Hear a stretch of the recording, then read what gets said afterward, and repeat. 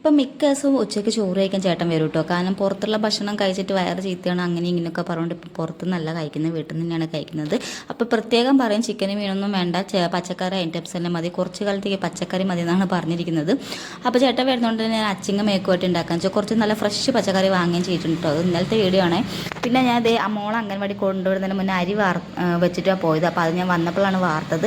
പിന്നെ ഞാൻ അച്ചിങ്ങക്ക് കുറേ സവാള ഇട്ടു, എനിക്കത് ഭയങ്കര ഇഷ്ടമാണ്. പിന്നെ മഞ്ഞപ്പൊടി മുളകും മൂപ്പിച്ചതിന് ശേഷം നമ്മൾ ആദ്യമൊക്കെ ഞാൻ അച്ചിങ്ങിൽ കുറേ വെള്ളം ഒഴിച്ചിട്ടാണ് വെക്കാറ്. പക്ഷെ അങ്ങനെ വെക്കുമ്പോൾ നമ്മൾ വാടിക്കഴിഞ്ഞാൽ ഒരു വെള്ളത്തിൻ്റെ ചുവ ഉണ്ടാവും. ഇപ്പം ഞാൻ കുടഞ്ഞാണ് വെക്കാറ് മനസ്സിലായതിന് ശേഷം. അപ്പോൾ ഇതേ ഞാൻ അച്ചിങ്ങ അടുപ്പത്ത് വെച്ചു. പിന്നെ നാളത്തേക്കുള്ള അപ്പത്തിനുള്ള അരി കുതിർത്തി വെക്കാമെന്ന് വിചാരിച്ചു.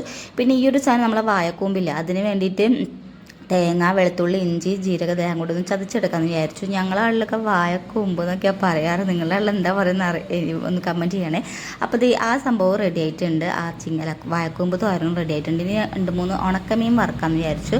മുള്ളനാണ്, പച്ചമീൻ ഇല്ലെങ്കിലും ഉണക്കമീനെങ്കിലും വേണം. അപ്പോൾ ഇപ്പം ഞങ്ങൾ അതാണ് എടുക്കാറ്, കാരണം പച്ചമീനൊന്നും നല്ല കിട്ടാനില്ലാത്തതുകൊണ്ട്.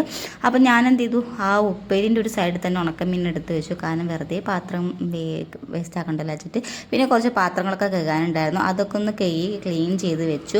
ആ ഒരു പണി കഴിഞ്ഞാൽ പിന്നെ തീർന്നല്ലോ. അപ്പോൾ ഞാൻ അടുക്കളയിൽ കയറിക്കൊണ്ട് എല്ലാ പണിയും കഴിഞ്ഞിട്ടോ അവിടെ നിന്ന് ഇറങ്ങുള്ളൂ. വേറൊരു പണി അത് കഴിഞ്ഞിട്ടേ ചെയ്യുള്ളൂ.